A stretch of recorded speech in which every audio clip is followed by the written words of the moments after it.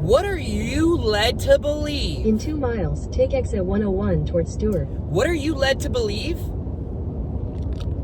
That the generator can run without you messing with it. How long is that generator supposed to run without you having to check it, do anything?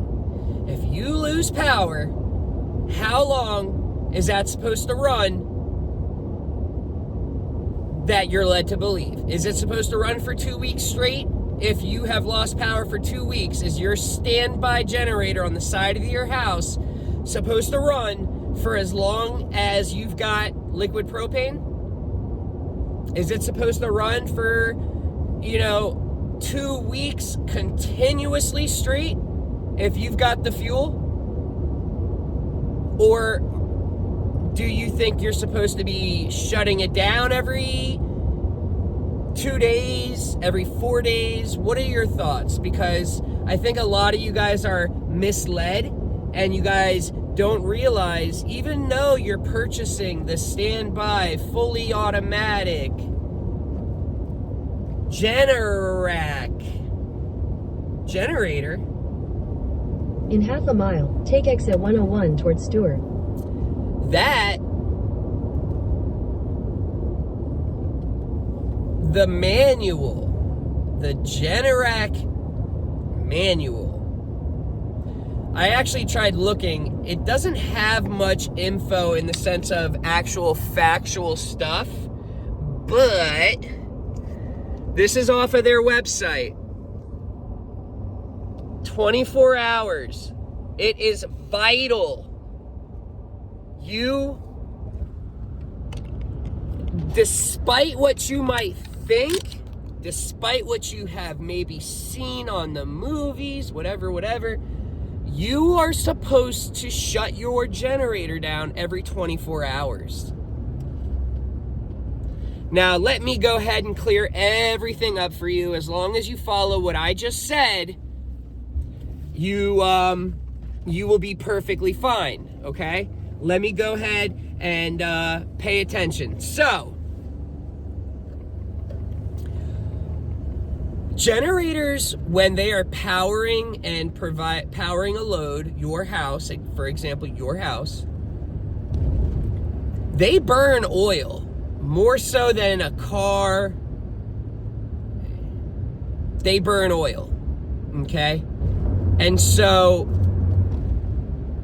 when you first get your generator, and this goes for portables and standbys, they're both the same. I mean, there's literally the 15 and 17.5 kW portable Generac has the same engine as a 22 kW standby Generac. Okay? They burn oil.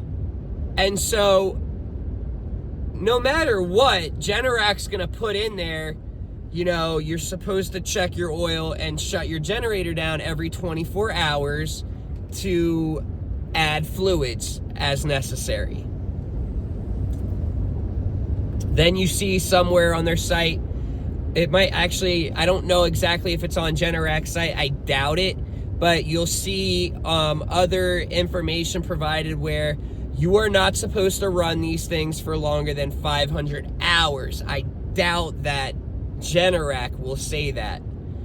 They are going to tell you every 24 hours you need to shut the generator down. Even if you're still out of power, you have to shut your generator down. So you can only run this for 24 hours, and then you have to turn it off for 10 minutes. And during that 10 minutes, you're going to add oil if needed. You have to check your oil. That is the number one cause for when people lose power during an outage, whether that's a hurricane or just extended periods of time.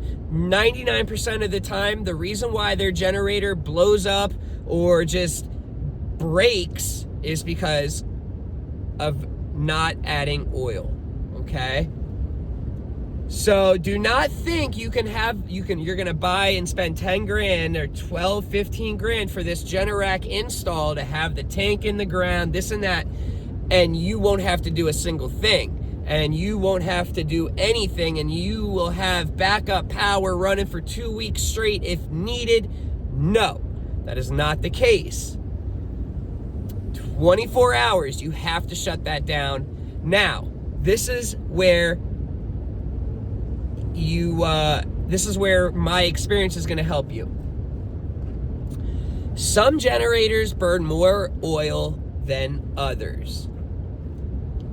The first 3 days, and what I would do is, if I bought a new unit, since waiting for you to have a power outage or to actually need to use the generator could take a year, could be however long, I would purposely run my generator.